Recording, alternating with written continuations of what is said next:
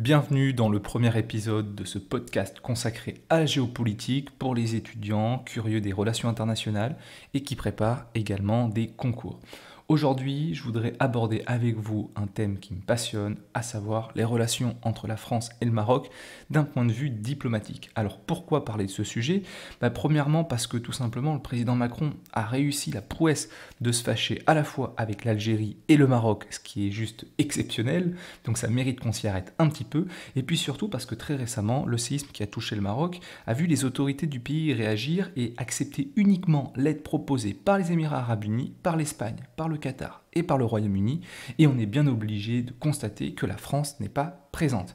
Alors on va essayer de comprendre pourquoi les relations franco-marocaines sont aussi tendues, et également essayer de réfléchir sur les perspectives, sur les signes d'espoir qu'il peut y avoir dans les relations entre ces deux pays. Alors c'est parti, on attaque tout d'abord avec les raisons de la discorde ou des tensions entre la France et le Maroc. Le premier élément à avoir en tête, qui est fondamental si on veut comprendre le Maroc, c'est le cas du Sahara occidental, qui est une partie du territoire revendiquée à la fois par l'Algérie et également par le Maroc. Et il faut bien voir qu'en 2022, le souverain Mohamed VI avait dit lors d'un discours que dorénavant, l'affaire du Sahara est l'unique prisme à travers lequel le Royaume du Maroc organise ses alliances. Elle est l'unique baromètre pour fixer ses amitiés et ses partenariats. Donc il faut bien voir qu'ici, il y a un sujet vraiment central pour le Maroc, et la position de Paris va forcément avoir influencé les relations entre la France et le Maroc.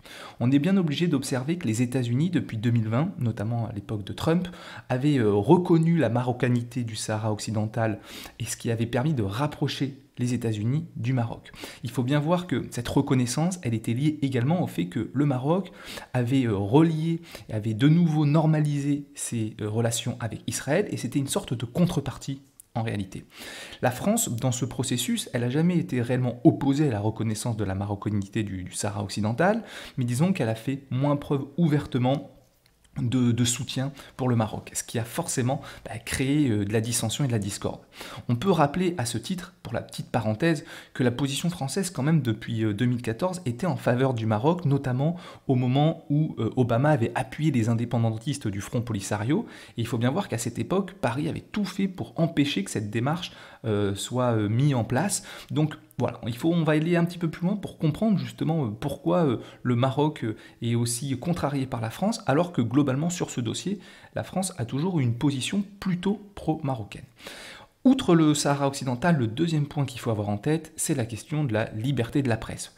Parce que en janvier 2023, les élus macronistes ont proposé une résolution au Parlement européen qui visait à condamner le Maroc pour ses violations de la liberté de la presse.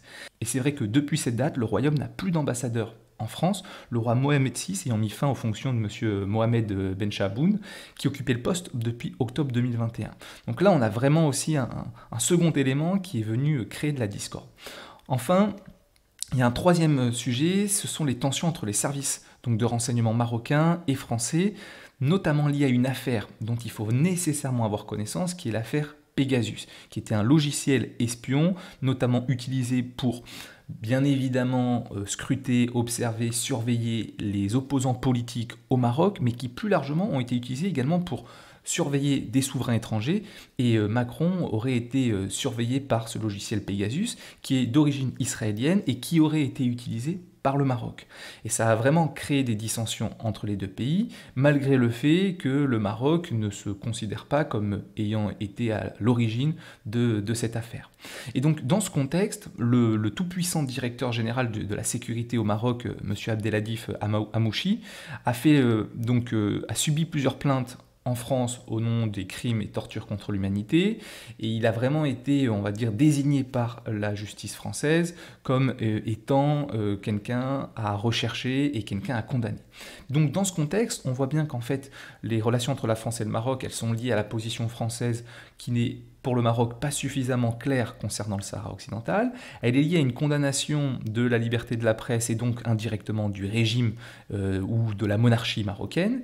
Et puis également, il y a toute cette histoire de surveillance à travers l'affaire Pegasus et le rôle de M. Hamouchi qui est venu froisser les relations entre la France et entre le Maroc.